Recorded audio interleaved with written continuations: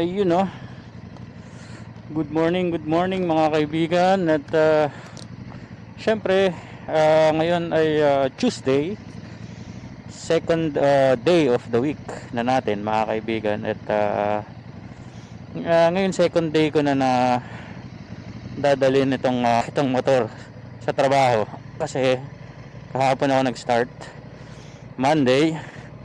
So, ano lang tayo, konting review lang tayo, quick review lang tayo para mabilis lang, mga basic details lang. So, di ba nung nakaraan na nagpaalam na tayo dun sa bike natin, dun sa isang motor natin, which is gustong gusto ko rin naman yung bike na yun. Talagang yun yung hinahanap ko dati nung pumunta ako dito sa Dubai. Yun talaga yung first target ko. Alam mo kung bakit? Kasi familiar na ako sa kanya. Tapos kasi dati kong ginagamit yung Yamaha Phaser 1. So ngayon, ang pumalit, finish out nila yung Phaser 1. Ang pinalit nila is Tracer 9 na 900cc. Dati yung FC1 is 1000cc. So ngayon, yun na yung pinalit nila dun sa third na bike. Yun yung sport touring bike, which is same lang din ng FC1. FC1 naman is naked version ng previous bike ko. At ang equivalent naman ng FC1 ngayon ay yung MT-09. Ayun. Quick review lang tayo. Ngayon ginagamit ko itong Africa Twin Sports Adventure. Sports Adventure ES manual to. Kasi mas okay pa rin yung manual for me. Pero bago yon, parang kinonsider ko din yung DCT, dual clutch transmission. Yung DCT is automatic naman yon. Automatic siya nagsishift. Wala siyang shift lever sa baba. Wala siyang ito, di ba nakikita niyo yan, yung nasa baba. Wala siyang ganon. So ito, start tayo sa gulong. Ang gulong niya, front is 21 at ang likod niya is 18. Tapos ang spoke wheels na rin siya. Spoke wheels tapos tubeless. Meron palang dalawang main variant ang AF, ang Africa Twin. So meron siyang Sports Adventure, which is itong ginagamit ko. Tapos yung standard manual Sports Adventure. So si standard manual, ang isang mga main difference nila is yung tangke. So si standard manual, meron siyang 18-19 liters na tangke. Compared mo dito sa Sports Adventure, meron siyang 24 liters. So ano ibig sabihin nun? Meron kang mas maraming gasolina na may ilagay. Obviously, syempre, di ba? Mas malaki yung capacity mo. Mas mahaba yung pwede mong takbuhin bago ka mag-refill, bago ka mag-gas. So ideal siya ha. Ito, ideal siya sa mga touring kung gusto mo medyo mahabang biyahe. So, yun. Ang main difference, I think sa wheels meron din silang pagkakaiba. Ano pa ba? Tapos itong Sports Adventure, electronic suspension na rin siya. Tapos pwede mo siyang i-adjust may mga configuration ka pwedeng i-adjust, mga driving mode, mga power, pwede mo siyang i-trim. So meron siyang apat na driving mode configuration, pre-configured na siya. Pero pwede ka rin mag-customize ng power mo. So mayroon kang, kung makikita nyo dito sa dashboard, meron siyang P, EBT at saka T. Si P is power, si EB, pwede mo rin siyang i-adjust yung engine braking. So yung engine braking, di ba, pagka nirelease mo yung throttle at medyo nasa high gear ka pa siya, mararamdaman mo yung braking power niya. So yun, pwede mo rin siya i-adjust. Tapos yung T is traction, I think traction control. Ito pala yung 2020 and above is 1100 na siya. CRF 1100. Yung previous version nitong mga to is CRF 1000, which is 1000cc. Ito, naglagay sila ng additional 100cc. So in total 1100. Tapos meron din pala siyang Apple CarPlay o kaya Android. Pero hindi siya wireless. Kailangan mo siyang i-connect sa wire. So may USB dito sa kanan, connect mo siya sa screen, so Apple CarPlay ka. Sa DCT pala mas mababa siya, tapos yung mga ngayon 24 ang size ng isang gulong niya, ang size ng front wheel niya is 19, which is kagaya parang halos kagaya ganun talaga ang sizes ng BMW ng GS is 19. So meron ding version nito na 19 is ang front wheel. So ako personally gustong gusto ko rin ito kasi ang sarap ng suspension na sobrang komportable. Pag tumatakbo siya magaan, tapos alam mo yun, adventure, all terrain na siya. So hindi ako limited sa road lang. Pwede ako mag off-road, pwede ako mag on-road, pwede ako mag long drive, pwede ako mag trail. So sobrang okay na okay para sa akin ito kasi syempre yung previous bike natin, yung Tracer 9, maganda siya. Kung i-review mo yung bike na yan, maganda siya. Malakas yung torque, in terms of speed wala kang problema kasi mabilis talaga siya kasi sports touring siya. Anyway, yun lang ang downside ko lang doon is hindi mo siya pwedeng off-road. I mean pwede naman, kaso lang syempre at your own risk, di ba?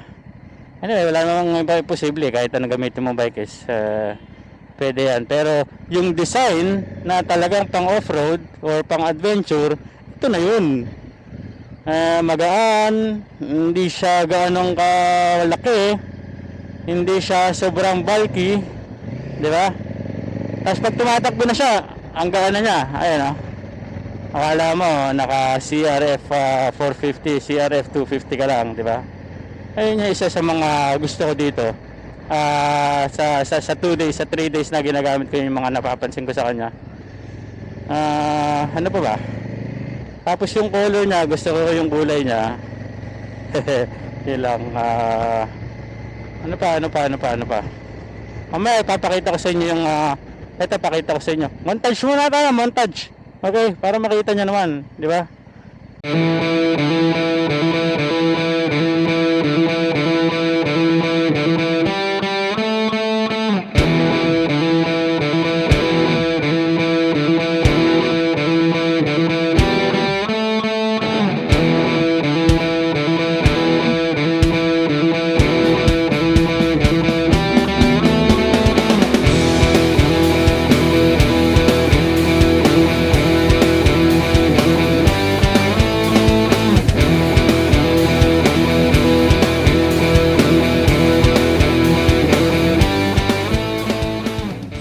Grabe, solid to, men.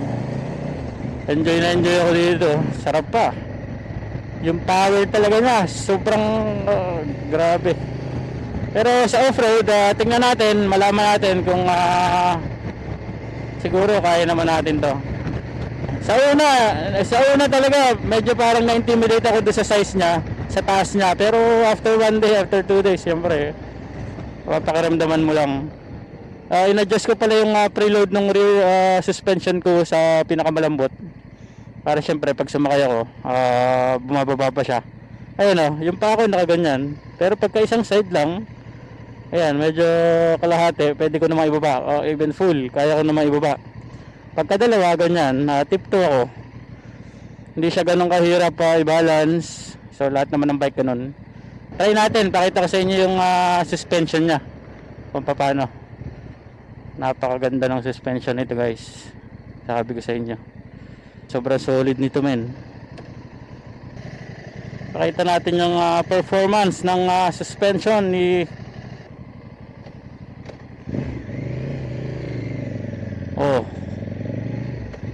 tingnan nyo kung gaano siya kalupit ang suspension. Woo!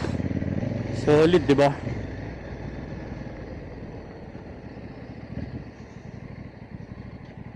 Woohoo! Napaka-solid. Suspension, 'di ba? Sobrang solid, man.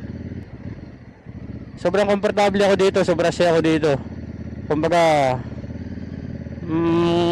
Kaya nga sabi ko pag nagpalit ako ng bike, gusto ko yun talagang satisfied ako. I mean alam naman na natin ng tao walang satisfaction, pero at least matagalan, pwede kong gamitin kahit kailan, pwede kong gamitin kahit saan. So yung mga yun na hinahanap ko, ito na yun, di ba? Ito na talaga yun. Oh, tignan mo habang naghihintay tayo sa roundabout, panoorin nyo muna yung fountain. Napaka solid, men. Grabe. Second day bike to work, sobrang solid, men. Wala problema, abot ko siya, hindi siya mahirap i-control. Handling niya sobrang ganda, hindi ka pagod. Well, syempre sports touring ganun din naman, pero ito iba. Grabe talaga, talagang woo! Ito yung bike na parang gigising ka, parang may excite ka araw-araw. Sana hindi mawala yung excitement ko, no? Nang hamahabang panahon ng matagal. Kahit sa ano niya, sa tapos maganda pa yung syempre mataas siya, yung lean angle niya mas malaki din. Ang galing at saka ang ganda ng steering, ano niya, yung turn angle niya, grabe, sobrang laki din. Try natin dito sa ano, sa suspension niya. Solid man.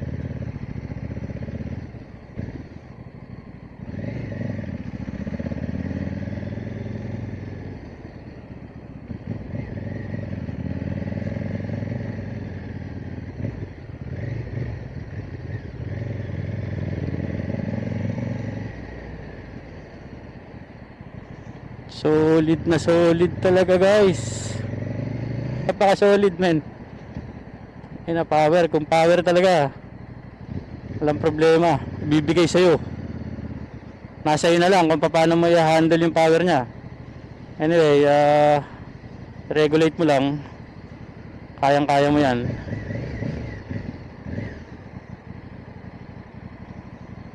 Grabe, solid to, man.